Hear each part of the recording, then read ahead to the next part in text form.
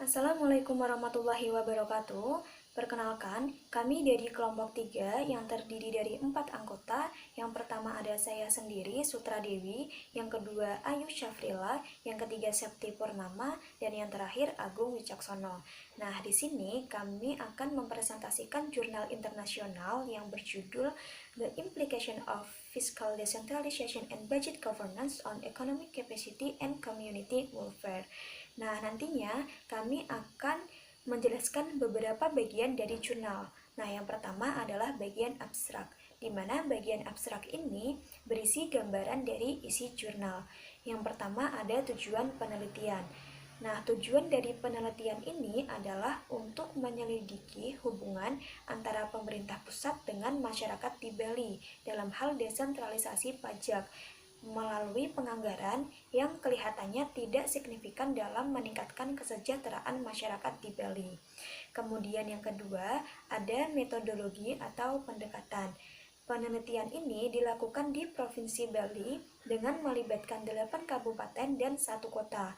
Untuk jenis data yang digunakan adalah data sekunder yang diperoleh melalui instansi terkait dan juga melalui website resminya. Sedangkan teknik analisis yang digunakan adalah teknik analisis kuadrat terkecil parsial. Kemudian yang ketiga adalah temuan atau hasil. Nah, hasil dari penelitian ini menunjukkan bahwa desentralisasi fiskal tidak selalu mengarah pada pengelolaan anggaran yang lebih baik, karena keberhasilan dari desentralisasi fiskal itu sendiri dapat kita temukan dalam kualitas APBD. APBD yang dialokasikan untuk perbaikan pelayanan umum dan juga untuk pembangunan infrastruktur akan meningkatkan kapasitas ekonomi daerah, sehingga nantinya dapat mendorong peningkatan kesejahteraan masyarakat. Kemudian yang keempat ada orisinalitas nilai. Dalam hal ini, ketimpangan pendapatan mengarah pada masalah kapasitas fiskal. Nah, selama periode ini, peran keuangan pemerintah seperti yang dianggarkan dari rasio anggaran nasional ke anggaran daerah ternyata lebih tinggi daripada pembangunan masyarakat. Nah, sehingga akselerasi peran pemerintah tidak sebanding dengan perkembangan hasil indeks pembangunan manusia. Nah, kemudian lanjut ke bagian 2 dari jurnal, yaitu introduction. Nah, di poin pertama itu mengenai definisi desentralisasi. Nah, menurut Undang-Undang Nomor 33 Tahun 2004 dijelaskan bahwa desentralisasi adalah wewenang yang diberikan oleh pemerintah pusat kepada daerah otonom untuk mengatur serta mengelola urusan pemerintahan di Republik Indonesia. Kemudian di poin yang kedua itu mengenai fenomena yang terjadi pada saat ini yang menunjukkan bahwa masih banyak orang yang belum merasakan manfaat dari otonomi daerah. Nah, dalam penelitian Besri dan juga Munandar tahun 2009 itu ditemukan bahwa manfaat dari otonomi daerah hanya terbatas dirasakan oleh antara elit daerah, tetapi tidak secara langsung meningkatkan kesejahteraan masyarakat secara umum. Kemudian, untuk poin yang ketiga itu mengenai fakta yang menunjukkan bahwa pertumbuhan ekonomi di Bali yang sebagian besar didukung oleh industri jasa pariwisata ternyata belum optimal. Artinya, kesejahteraan masyarakat di Bali pun juga belum optimal.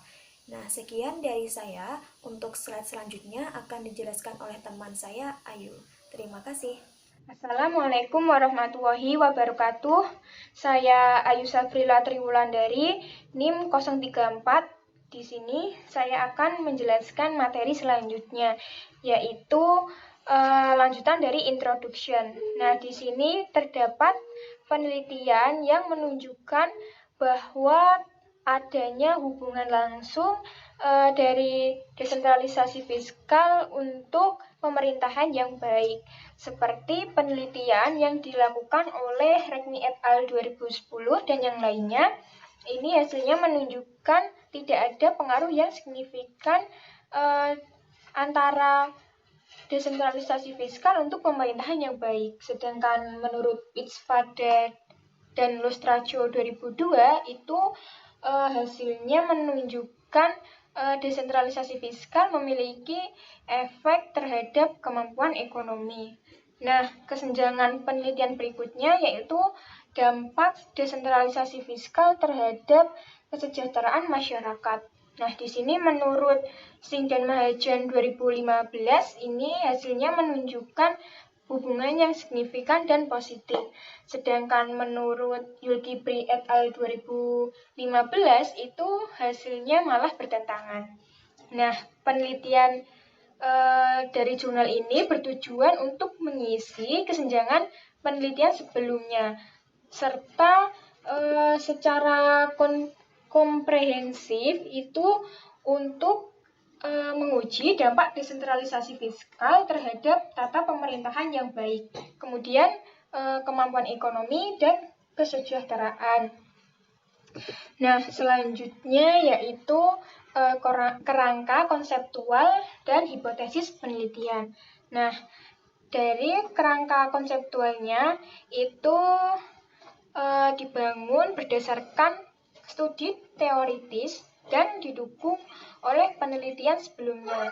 Nah, di sini penelitian sebelumnya itu menggunakan topik tentang ekonomi regional, di mana hasil penelitian sebelumnya itu menunjukkan bahwa kesejahteraan masyarakat di sini dipengaruhi oleh beberapa variabel seperti desentralisasi fiskal, tata kelola anggaran, alokasi anggaran, dan kapasitas ekonomi regional.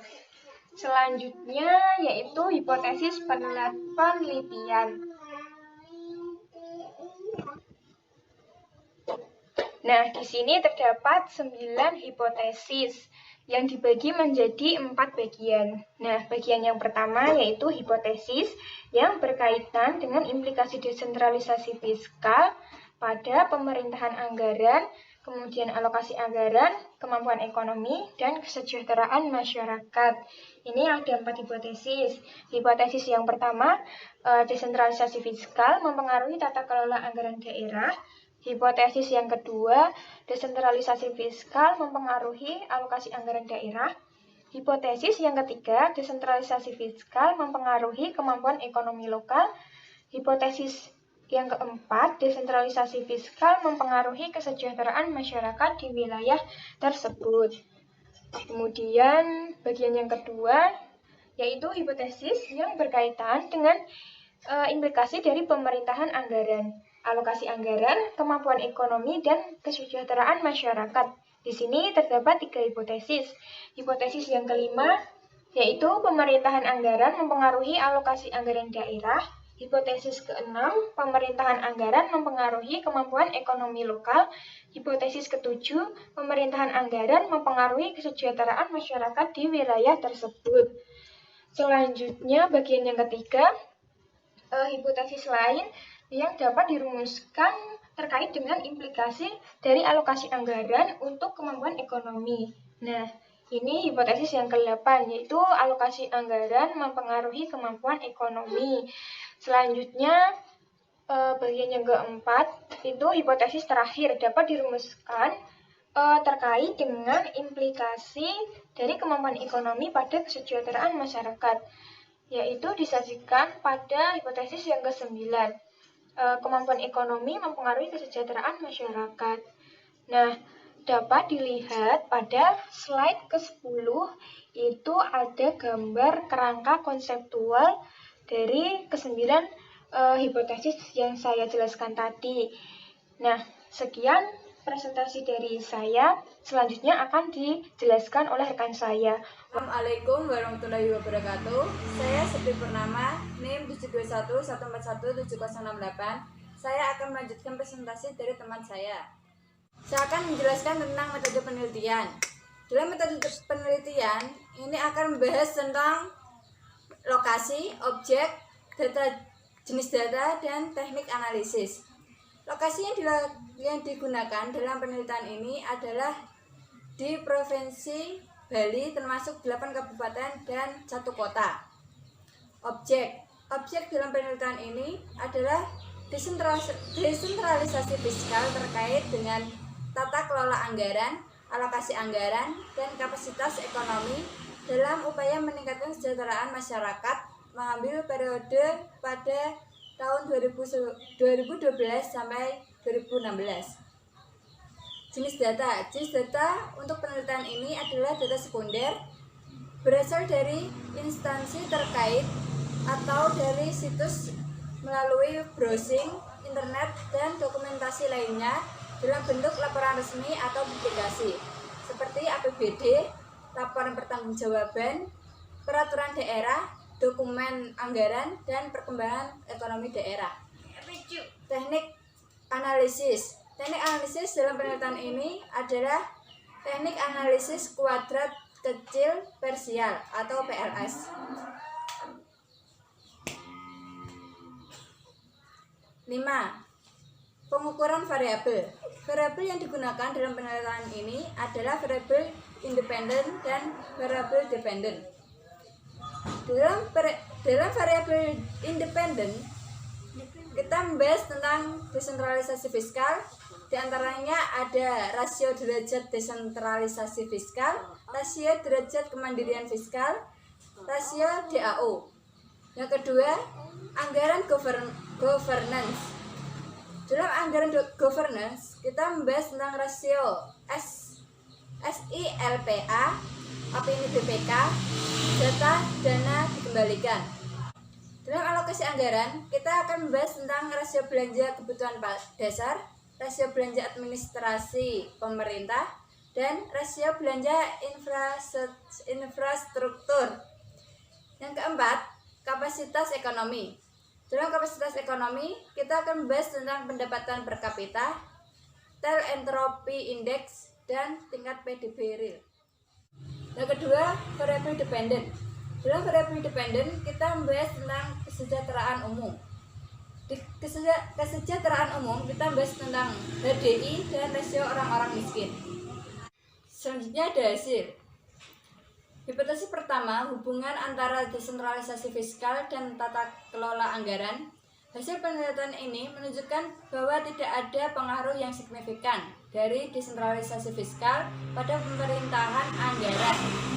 Mendukung hasil penelitian dari Davidson dan Lockwood tahun 2008 menyatakan perlunya pengaturan tata kelola berbasis kemitraan, termasuk cara-cara untuk menangani masalah yang kompleks yang berkaitan dengan koordinasi dan integrasi dengan kerangka antara pemerintah pusat dan daerah. Untuk hipotesis yang kedua, hubungan antara desentralisasi fiskal dan alokasi anggaran, penelitian ini juga mendukung hasil penelitian yang dilakukan oleh Alice Sabana tahun 2000, menunjukkan bahwa pelaksanaan desentralisasi fiskal berdasarkan Undang-Undang Nomor 25 tahun 1999 memberikan otonomi yang lebih besar dalam bentuk manfaat fiskal untuk anggaran kabupaten atau kota. Untuk hipotesis yang ketiga, hubungan antara desentralisasi fiskal dan kemampuan ekonomi, hasil penelitian ini menunjukkan bahwa terdapat pengaruh signifikan dari desentralisasi fiskal pada kemampuan ekonomi. Karena secara konseptual, peningkatan pemberian fiskal dari pemerintah pusat kepada pemerintah daerah mampu meningkatkan pertumbuhan ekonomi daerah. Hipotesis keempat, hubungan antara desentralisasi fiskal dan kesejahteraan masyarakat. Desentralisasi fiskal tidak memiliki dampak langsung pada kesejahteraan masyarakat. Namun, jika dilihat dari efek tidak langsung, pada pengaruh tidak langsung yang signifikan antara desentralisasi fiskal dan kesejahteraan masyarakat melalui kemampuan ekonomi. Karena korelasi langsung yang signifikan antara desentralisasi fiskal dan kapasitas ekonomi dan langsung yang signifikan pengaruh kemampuan ekonomi pada kesejahteraan masyarakat. Hipotesis kelima, hubungan antara pemerintahan anggaran dan alokasi anggaran. Bukti empiris mengenai hubungan yang signifikan antara pemerintahan anggaran dan alokasi anggaran. Dalam penelitian ini mendukung hasil penelitian dari Fleischer et al. Tahun 2009 menunjukkan bahwa modal manusia yang secara positif mempengaruhi output dari pekerja terdidik dan memberikan kontribusi langsung di produksi. Untuk hipotesis yang keenam, hubungan antara pemerintahan anggaran dan kemampuan ekonomi. Fakta-fakta empiris penelitian ini menunjukkan hubungan yang signifikan antara tata kelola anggaran dan kapasitas ekonomi. Yang baik memberikan kontribusi governance anggaran kapasitas ekonomi. Oke, assalamualaikum warahmatullahi wabarakatuh. Nama saya Agung Jagono, NIM 128, akan melanjutkan presentasi tentang hasil. Yaitu hasil yang ketujuh adalah hubungan antara pemerintah anggaran dan kesejahteraan masyarakat. Dalam penelitian ini menunjukkan bahwa terdapat pengaruh signifikan dari anggaran pemerintah pada kesejahteraan masyarakat. Hal ini berbeda dengan penelitian yang dilakukan oleh Hernandez Trillo dan Jarillo Roebling pada tahun 2008 yang menyajikan bukti kondisi di Meksiko bahwa pemerintah cenderung mengabaikan pelayanan publik sehingga sulit untuk mencapai kesejahteraan masyarakat. Hasil yang ke-8 yaitu hubungan antara alokasi anggaran dan kemampuan ekonomi. Hasil ini memberikan fakta yang empiris bahwa alokasi anggaran yang dilaksanakan oleh kabupaten atau pemerintah kota di Bali memiliki hubungan yang signifikan dengan kemampuan ekonomi. Hasil ini mendukung penelitian yang dilakukan oleh Sakamoto pada tahun 2006 menunjukkan kesenjangan regional antara provinsi di Indonesia menunjukkan pendekatan distribusi. Kemudian hasil yang terakhir atau yang ke-9 yaitu hubungan antara kemampuan ekonomi dan kesejahteraan masyarakat. Penelitian ini menunjukkan adanya fakta empiris bahwa kapasitas ekonomi memiliki relevansi dengan tingkat kesejahteraan masyarakat. Hasil ini tidak didukung dengan penelitian yang dilakukan oleh Tajuddin pada tahun 2001 yang menyatakan bahwa hubungan antara tingkat output di daerah dan tingkat kesejahteraan masyarakat sangat lemah. Kemudian pada slide 15 yaitu ada bagan yang menunjukkan bahwa hasil analisis PLS disajikan yaitu adanya hubungan yang signifikan jika p-value lebih kecil dari 0,05. Dan dari 9 hipotesis tadi ada 2 hipotesis yang ditolak, yaitu pada hipotesis 1 efek desentralisasi fiskal pada pemerintah anggaran, dan pada hipotesis keempat yaitu efek desentralisasi fiskal pada kesejahteraan masyarakat. Sehingga ada 7 hipotesis yang diterima, yaitu pada hipotesis 2, 3, 5, 6, 7, 8, dan 9. Dan penelitian ini menunjukkan bahwa desentralisasi fiskal secara langsung mempengaruhi alokasi anggaran dan kemampuan ekonomi, tetapi tidak berpengaruh pada tata kelola anggaran. Uji tidak langsung mempengaruhi menunjukkan bahwa desentralisasi fiskal memiliki efek tidak langsung pada kesejahteraan masyarakat dengan alokasi anggaran dan kapasitas ekonomi sebagai variabel mediasi. Penelitian ini juga menegaskan bahwa pemerintah anggaran mempengaruhi alokasi anggaran untuk kapasitas ekonomi dan kesadaran masyarakat. Akhirnya, alokasi anggaran juga mempengaruhi kapasitas ekonomi dan kemampuan ekonomi mempengaruhi kesejahteraan masyarakat. Kemudian, dari penelitian ini menghasilkan kesimpulan. Yang pertama yaitu desentralisasi fiskal tidak selalu mengarah pada pengelolaan anggaran yang lebih baik. Hal ini karena fakta bahwa transfer pengetahuan atau keterampilan belum sepenuhnya diimplementasikan dalam bentuk keterampilan dan keahlian untuk kebijakan desentralisasi fiskal. Dan tidak ada definisi yang jelas tentang struktur anggaran daerah. Sebuah pengelolaan anggaran yang baik membutuhkan unsur pemerintah yang baik sebagai kondisi yang diperlukan. Kesimpulan yang kedua yaitu keberhasilan desentralisasi fiskal tidak hanya ditentukan pada kualitas APBD, namun juga ditentukan lewat kualitas pengelolaan anggaran itu sendiri. Kesimpulan yang terakhir atau yang ketiga adalah alokasi APBD juga perbaikan pelayanan publik dan pembangunan infrastruktur akan meningkatkan kapasitas ekonomi daerah. upaya untuk lebih meningkatkan kapasitas ekonomi daerah juga dapat dilakukan dengan lebih efektif mengalokasikan anggaran untuk belanja administrasi. Dari penelitian ini, yaitu bisa memberikan rekomendasi bagi pemerintah daerah. Yang pertama, studi ini menunjukkan bahwa desentralisasi fiskal mempengaruhi alokasi anggaran, kemampuan ekonomi, dan kesejahteraan masyarakat. Yang kedua yaitu pemerintah daerah Bali harus mempertimbangkan gabungan dari desentralisasi fiskal dengan upaya peningkatan akuntabilitas pengelolaan anggaran. Yang ketiga, pemerintah daerah seharusnya tidak fokus pada peningkatan PAD saja. Itu juga harus fokus pada peningkatan kapasitas ekonomi regional melalui pertumbuhan ekonomi seperti peningkatan pencapaian PAD sendiri tidak memiliki kontribusi langsung terhadap upaya meningkatkan kesejahteraan masyarakat. Saran yang terakhir yaitu pemerintah daerah di tingkat kabupaten atau kota perlu mengintensifkan koordinasi dalam pelaksanaan pembangunan daerah dengan pemerintah provinsi dan antar daerah. Hal ini diperlukan mengingat adanya perbedaan potensi ekonomi di setiap daerah itu sendiri. Sekian dari saya. Wassalamualaikum warahmatullahi wabarakatuh.